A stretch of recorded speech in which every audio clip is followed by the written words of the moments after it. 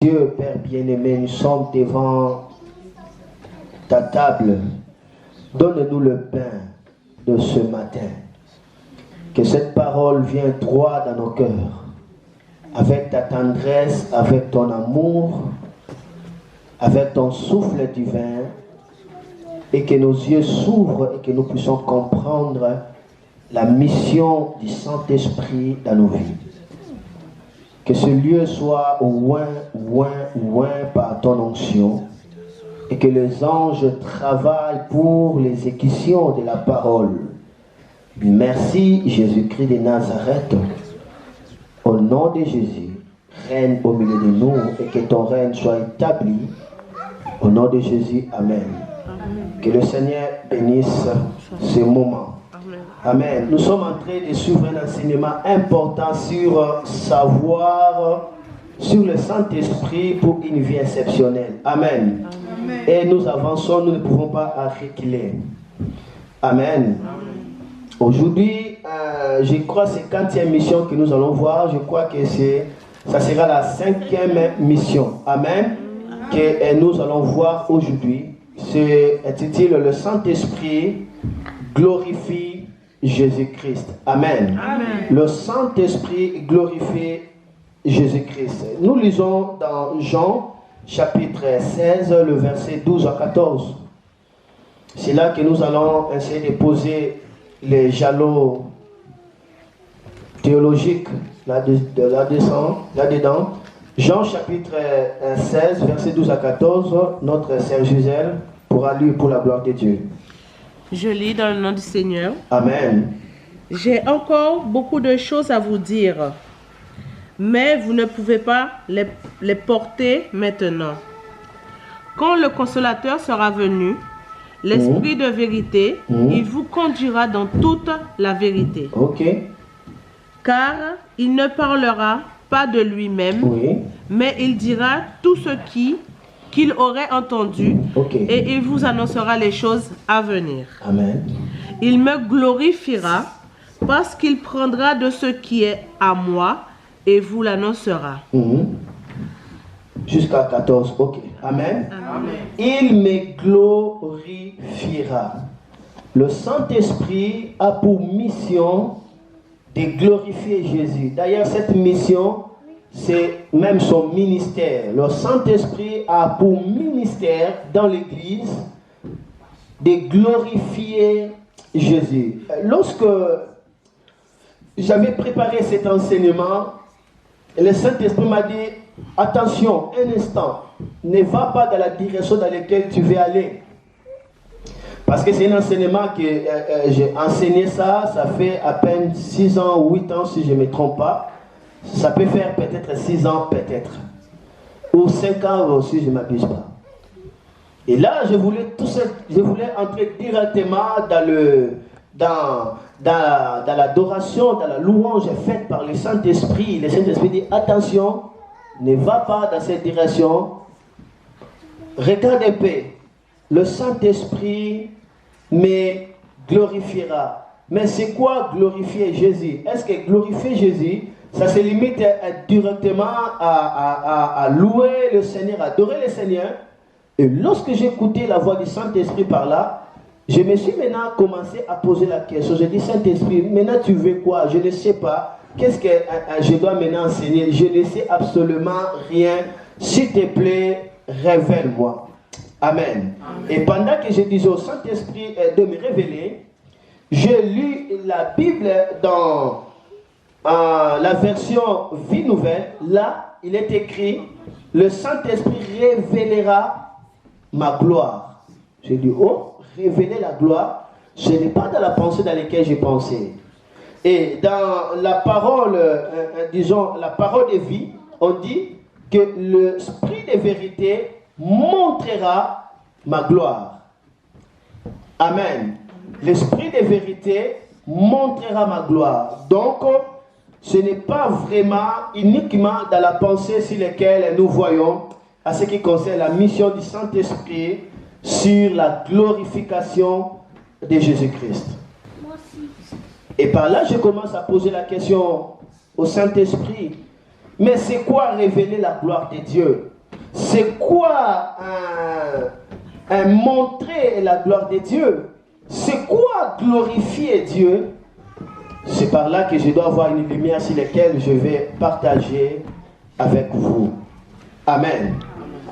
Vous savez, glorifier veut dire honorer la divinité dans toute sa gloire.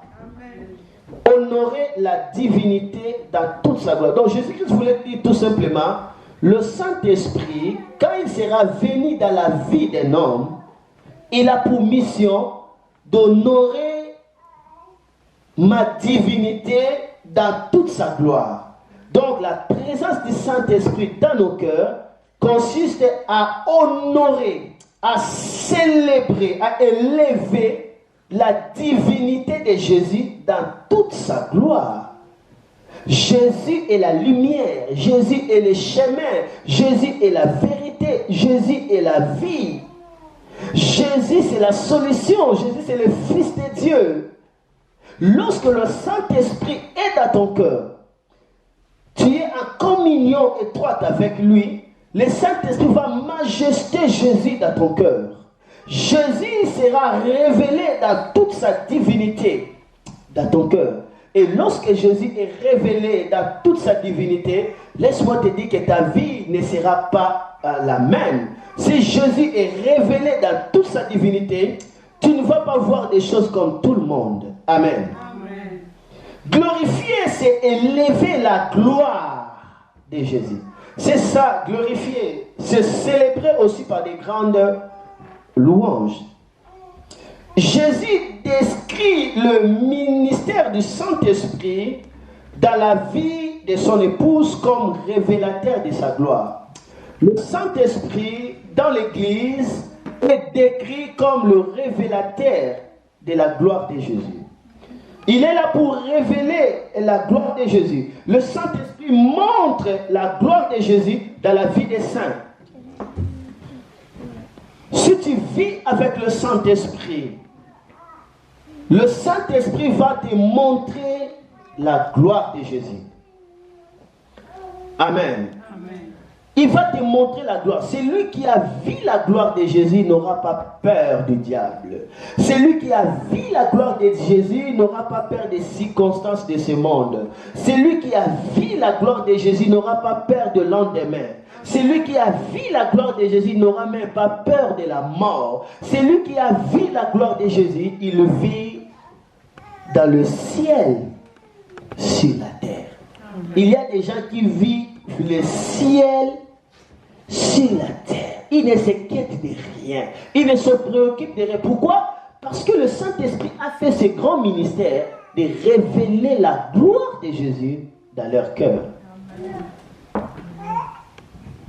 Pour bien comprendre la gloire de Jésus dans nos vies, ça serait mieux de voir ces versets suivants. Si nous lisons dans Jean chapitre 2, Jean chapitre 2, le verset 11, Jean 2, 11, la Bible dit, le Saint-Esprit, non, mes excuses, Jean 2, 11, est-ce que la CGL peut nous lire? Jean 2, 11. C'est si nous allons essayer de comprendre la gloire de Jésus. Jean 2, 11. Commencez à lire à partir de verset 10 jusqu'à 11. Jean chapitre 2, lisez 10 pour qu'on puisse comprendre et on va terminer à verset 11. Merci. Je lis dans le nom du Seigneur. Oui, amen. Et lui dit, tout homme sert d'abord le bon vin, puis le moins bon après qu'on s'est enivré. Voilà. Toi, tu as gardé le bon vin jusqu'à présent. Oui. Tel fut à Cana en Galilée. Le premier miracle que fit Jésus. Le premier miracle que fit Jésus. Dans ma version, on dit le premier signe que fit Jésus. Dans l'autre version, Vie Nouvelle, on dit le premier signe miraculeux qui lui fit Jésus. Par le signe que Jésus-Christ avait fait, c'était quoi? Il a changé l'eau en vin. C'était un signe miraculeux. Et tu vas maintenant comprendre. Par le signe que Jésus avait vu, on définit maintenant cette action de manifester les signes, d'opérer les signes, d'opérer les prodiges, d'étonner. C'est quoi? La réponse, c'est dans le verset 11. Le premier miracle que fit Jésus. Il manifesta sa gloire et ses disciples crurent en lui. Il manifesta sa gloire et ses disciples crient à lui. La manifestation de la gloire de Jésus dans cet événement, c'était quoi? Les signes miraculeux. Lorsque Jésus dit le Saint-Esprit va révéler ma gloire dans vos cœurs, va montrer ma gloire, quelque chose que vous voulez dire seulement, le Saint-Esprit permettra que des signes miraculeux de Jésus se passent dans votre vie. Là où les gens pleurent, toi tu ris. Là où les gens sont dans les soucis, toi tu es relaxé. Amen. Là où les gens tombent, toi tu ne tombes pas. Amen. Là où les gens s'inquiètent, toi tu loues. Alléluia. Ça c'est le signe miraculeux de Jésus. C'est ça la gloire de Jésus. Amen. Alléluia. Est-ce que je peux avancer? Amen. Pour comprendre encore la gloire de Jésus, lisons Romains chapitre 6, 4. Là je lis. La Bible dit, comme Christ est ressuscité des morts par la gloire du Père. Amen. Amen. Comme Christ est ressuscité des morts par la gloire du Père. Donc, qu'est-ce qui a ressuscité Christ des morts? La gloire du Père. Amen. Donc, la gloire a fait que Jésus soit ressuscité. Le Saint-Esprit dans nos cœurs, il révèle la gloire de Jésus. Amen. Il révèle la capacité de Jésus. Il révèle la puissance de Jésus. Il révèle l'amour de Jésus. Il révèle le miracle de Jésus. Il révèle combien Jésus est si grand. Combien Jésus est si glorieux. N'est-ce pas, c'est si merveilleux de comprendre le Saint-Esprit? C'est pourquoi Jésus dit, il vous est avantagé que je m'en aille. Lorsque le Saint-Esprit viendra, il révélera ma gloire. Cela veut dire, il va vous démontrer. Amen. Il va vous démontrer ma capacité, ma puissance dans votre vie. Ainsi, on peut comprendre la gloire de Dieu toujours dans ce même contexte. Là, nous lisons dans Luc chapitre 24, verset 6. La Bible a dit, ne fallait-il pas que le Christ souffrit ces choses et qu'il entra dans sa gloire?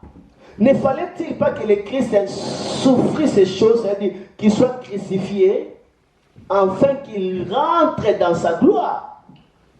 Amen. On parle de la gloire.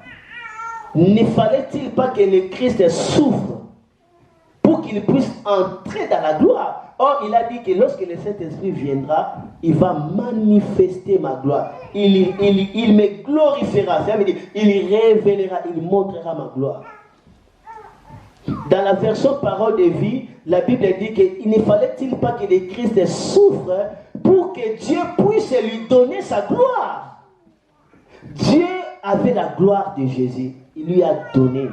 Lorsque Christ était ressuscité, il monta, Dieu lui donne la gloire. Amen. Est-ce qu'on comprend un peu la gloire? Quelle est la gloire que Christ a reçue? Quelle est la gloire que Christ rentra après avoir souffert à la croix? Mais c'est sa position de la droite du Père. C'est la position de gérer toutes choses. C'est la position de soumettre toutes choses. C'est la position dans laquelle tous genoux fléchissent. Dans le ciel, sur la terre et sous la terre. Le Saint-Esprit dans nos vies, il révèle la gloire de Jésus-Christ. Cela veut dire, il manifeste la position dans laquelle notre Christ occupe. Christ n'occupe pas une position de faiblesse. Il est au-dessus de toute autorité, au-dessus de toute puissance, au-dessus de tout événement, au-dessus de tout nom. Si tu crois à ça, je ne sais pas si tu vas vivre des vies ordinaires. Jésus, lorsqu'il dit, le Saint-Esprit, quand il sera là, il me glorifiera. Il montrera ma gloire. Il révélera ma gloire. Il élèvera ma gloire. Vous savez, lorsque le Saint-Esprit m'a commencé à parler, attendez, ne va pas. Tu vas si vite. Attends, est-ce que tu vas bien? Je dis, oh, Saint-Esprit, c'est quoi? Automatiquement, je commence à dire, Saint-Esprit, alors je ne sais même pas enseigner. Aide-moi s'il te plaît. Je ne connais pas. Qu'est-ce que je dois faire? En me posant la question comme ça, il commence à me dire, mais c'est quoi glorifier? Est-ce que c'est directement adorer? Oui, c'est adorer, mais ce n'est pas vraiment ça. Adorer fait partie des glorifications, mais il y a une partie là des choses